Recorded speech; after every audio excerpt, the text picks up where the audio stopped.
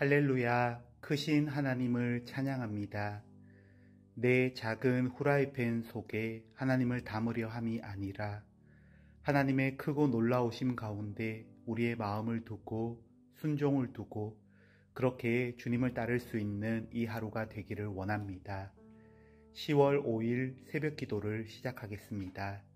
다 함께 사도신경 하시겠습니다. 나는 전능하신 아버지 하나님 천지의 창조주를 믿습니다. 나는 그의 유일하신 아들 우리 주 예수 그리스도를 믿습니다. 그는 성령으로 잉태되어 동정녀 마리아에게서 나시고 본디오 빌라도에게 고난을 받아 십자가에 못 박혀 죽으시고 장사된 지 사흘 만에 죽은 자 가운데서 다시 살아나셨으며 하늘에 오르시어 전능하신 아버지 하나님 우편에 앉아 계시다가 거기로부터 살아있는 자와 죽은 자를 심판하러 오십니다. 나는 성령을 믿으며 거룩한 공교회와 성도의 교제와 죄를 용서받는 것과 몸의 부활과 영생을 믿습니다. 아멘. 거룩하신 하나님, 자비와 은혜가 충만하신 하나님, 오늘도 사모함으로 주님 앞에 서게 하시고 귀 기울여 말씀을 듣게 하시니 감사드립니다. 오늘 말씀 속에 담긴 하나님의 뜻을 되새김질하며 하루를 살아가게 인도하여 주옵소서. 생명의 말씀, 우리를 살리시는 말씀 받기를 원하오며 예수님의 이름으로 기도드립니다. 아멘. 찬송가 400장입니다. 험한 시험 물속에서. 험한 시험 물속에서 나를 건져주시고 또한 풍랑 지나도록 나를 숨겨주소서. 주여 나를 돌보시사 고이 품어주시고 험한 풍파 지나도록 나를 숨겨주소서. 권세 능력 무한하사 모든 시험 이기고 풍랑까지 다스리는 주님 앞에 비오니 주여 나를 돌보시사 고이 품어주시고 험한 풍파 지나도록 나를 숨겨주소서. 죄악 길에 빠진 몸 캄캄한데 헤매며 부르시는 나의 애원 들으소서 내 주여. 주여 나를 돌보시사 고이 품어주시고 험한 풍파 지나도록 나를 숨겨주소서. 아멘.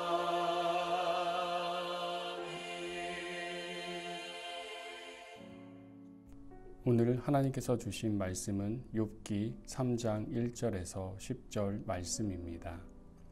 그 후에 욥이 입을 열어 자기의 생일을 저주하니라. 욥이 입을 열어 이르되 내가 난 날이 멸망하였더라면 사내 아이를 배웠다 하던 그 밤도 그러하였더라면 그날이 캄캄하였더라면 하나님이 위에서 돌아보지 않으셨더라면 빛도 그날을 비추지 않았더라면 어둠과 죽음의 그늘이 그날을 자기의 것이라 주장하였더라면 구름이 그 위에 덮였더라면 흑암이 그날을 덮었더라면 그 밤이 캄캄한 어둠에 잡혔더라면 해의 날수와 달의 수에 들지 않았더라면 그 밤에 자식을 베지 못하였더라면 그 밤에 즐거운 소리가 나지 않았더라면 나를 저주하는 자들 곧 리워야단을 격동시키기에 익숙한 자들이 그 밤을 저주하였더라면, 그 밤에 새벽 별들이 어두웠더라면, 그 밤이 광명을 발할지라도 얻지 못하며 동틈을 보지 못하였더라면 좋았을 것을. 이는 내 모태의 문을 닫지 아니하여 내 눈으로 환난을 보게 하였음이로구나. 아멘. 오늘의 말씀을 묵상합니다. 욥이 자기의 생일을 저주합니다. 자신이 태어난 날이 멸망했더라면, 하나님이 돌보지 않으셨더라면, 흑암에 덮였더라면, 날수와 달수에 들지 않아 동이 트지 않는 저주를 받았더라면 좋았을 것이라고 토로합니다. 모태의 문을 닫지 않아 자기 눈으로 환난을 보게 했다며 한탄합니다. 오늘 말씀은 우리에게 어떤 교훈을 주시는지 본문 해설을 봅니다. 욥의 탄식 속에는 연약한 인간의 모습이 고스란히 드러납니다. 그 후에라는 말씀은 시간의 경과와 더불어 많은 것의 변화를 시사합니다. 욥이 입을 열었다라는 것은 침묵하는 자에서 말하는 자로, 인내하는 자에서 탄식하는 자로 바뀐 것을 보여줍니다. 이러한 변화는 연약한 인간이 보여주는 신앙의 두 측면으로 이해할 수 있습니다. 욥은 자신이 태어난 날을 저주합니다. 생일로 번역된 히브리어 요음은 인간의 생애를 의미하기도 합니다. 여기서는 욥의 전 존재, 곧 그가 지금까지 겪은 행복한 날들과 고통스러운 날들, 그리고 그의 비참한 운명을 가리키는 것으로 보아야 합니다. 질문을 보면 욥이 침묵을 깨고 입을 열었다는 것은 어떤 의미인가요? 고통 가운데서 나는 침묵하는 자인가요? 말하는 자인가요? 이제 욥의 긴 탄식이 시작됩니다. 무려 40장에 가까운 긴 이야기가 이어집니다.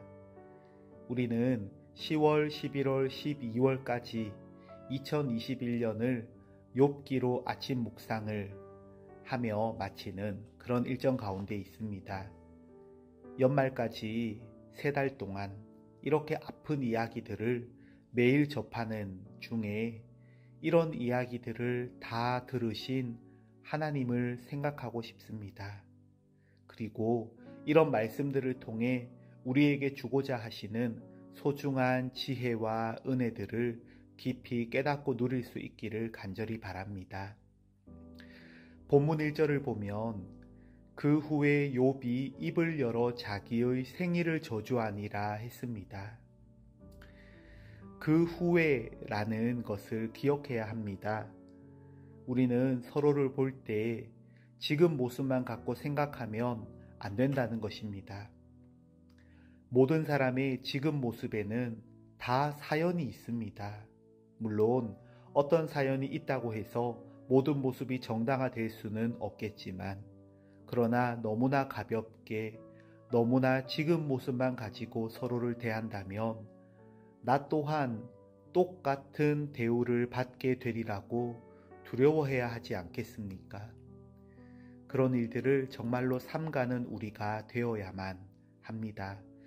하지만 참 쉽지 않습니다. 그러나 꼭 해야 합니다. 남에게 대우를 받고자 하는 대로 대우해 주라 하셨습니다. 아무도 나에 대해서 지금 내가 어떤 말을 한 것만 가지고, 지금 내가 어떤 행동을 한 것만 가지고 대해 주기를 바라는 그런 사람은 없을 것입니다. 특별히 부부 간에, 또 부모와 자녀 간에, 형제 자매 간에, 그리고 교회 식구들 가운데 서로를 깊이 생각해 주고 정말로 기다려 주고, 또 나는 그렇게 대우받지 못했어도 주님이 나를 대해 주신 것처럼 나는 그렇게 대해 주고 생각해 주고 그렇게 해 간다면 조금씩 우리 사는 가정과 공동체를 하나님이 기뻐하시는 모습으로 바꾸어 갈 수 있을 것입니다. 조급하게 결과를 보려 하지 말고 주님이 나를 부르시는 날까지 끝까지 서로의 삶 전체를 바라봐 줄 수 있는, 더 나아가 하나님이 하실 일을 바라보며 축복하고 기도해 주고 섬길 수 있는 그런 우리들 모습이 다 되시면 좋겠습니다. 다른 사람이 그렇게 하지 못한다 해도 이 말씀을 함께 나누는 우리 각자가 주님과 함께 그 길을 걸어가기 원합니다. 두 번째 본문 해설입니다. 욥은 고난의 현실이 사라지기를 바라며 자신이 존재하게 된 태어난 날과 잉태된 밤을 저주합니다. 욥의 진술에서 중요한 것은 창조 모티브입니다. 그 날이 캄캄하였더라면 이라고 하는 것은 빛이 있으라 하신 하나님의 창조 명령과 반대되는 것입니다. 욥은 자신의 상황이 보시기에 좋았더라 라고 표현된 창조 세계와 반대되기에 창조 명령을 되돌리는 발언을 하고 있습니다. 그의 말은 하나님을 겨냥한 것임을, 이는 내 모태의 문을 닫지 아니하여 라는 표현에서도 드러납니다. 욥의 모태의 문을 닫지 않은 이는 하나님이십니다. 하나님은 욥의 존재 이유가 되시는 분입니다.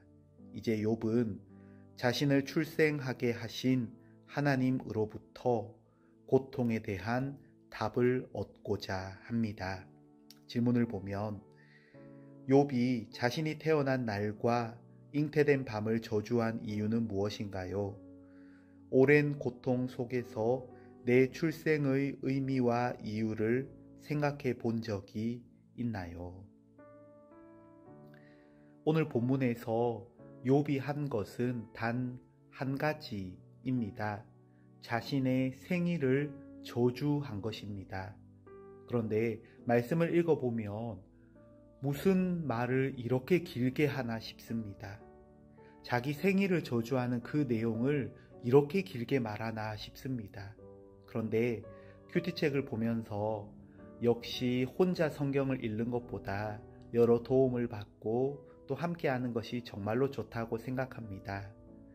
오늘 본문 해설을 보니까 창조 모티브라고 합니다.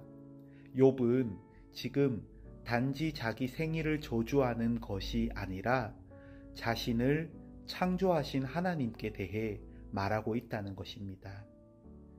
아니, 어떻게 하나님께 원망을 할 수가 있냐고 말할 수도 있겠지만 욥기나 시편을 보면 하나님을 향한 온갖 우리 일상의 모든 감정, 모든 표현들이 다 나오는 것을 볼 수 있습니다. 우리는 하나님께 좋은 말씀만 드려야 한다고, 또 좋은 모습만 보여드려야 한다고 생각할 수도 있겠지만 그렇지 않습니다. 우리의 상한 모습도, 가장 추한 모습도, 가장 부끄러운 시간도, 가장 약한 시간도 모두 다 하나님 앞에 이미 있습니다. 어느 누구도 욥과 같은 고난을 겪어보고 싶은 사람은 없겠지만 어느 누구도 내가 이런 고난을 겪게 될 줄을 예상했다가 겪는 사람도 없습니다. 우리 모두의 일상 속에 크고 작은 일들이 있게 되는데 그 모든 시간 속에 우리 하나님이 계시다라는 것을 기억해야 합니다. 내가 이해하는 방식으로만 하나님이 아니십니다. 내가 이해할 수 없는 하나님, 영원하신 하나님, 크고 광대하시고 존귀하신 하나님. 심지어 내 생이 이렇게 어두움 가운데 끝난다 할지라도 하나님의 선하심을 신뢰하며 눈을 감기까지 믿음으로 하나님을 바라볼 수 있는 그런 신앙이 될 수 있다는 것이 성경 말씀입니다. 우리 신앙의 선배들의 모습이었습니다. 그래서 이 땅에 사는 동안 마음이 편한 것만 좋은 신앙 아닙니다. 그런 것만 추구할 수 없습니다. 그런 삶만 살아갈 수 없을 것입니다. 크고 작은 여러 일상들 가운데, 여러 형편들을 지나는 가운데 하나님을 하나님으로 깊이 경험하고 누릴 수 있는, 하나님 앞에 서서 살아갈 수 있는 우리의 짧은 생애 가운데 이 일이 이루어져야 한다는 것입니다. 이제 욥기 3장을 시작했습니다. 12월까지 욥기에 담긴 하나님이 꼭 주고자 하시는 말씀들을 깊이 깨닫고 믿음으로 고백할 수 있는, 욥과 같이 고백할 수 있는 저와 모든 교우님들이 되시기를 주님의 이름으로 축원드립니다. 아멘.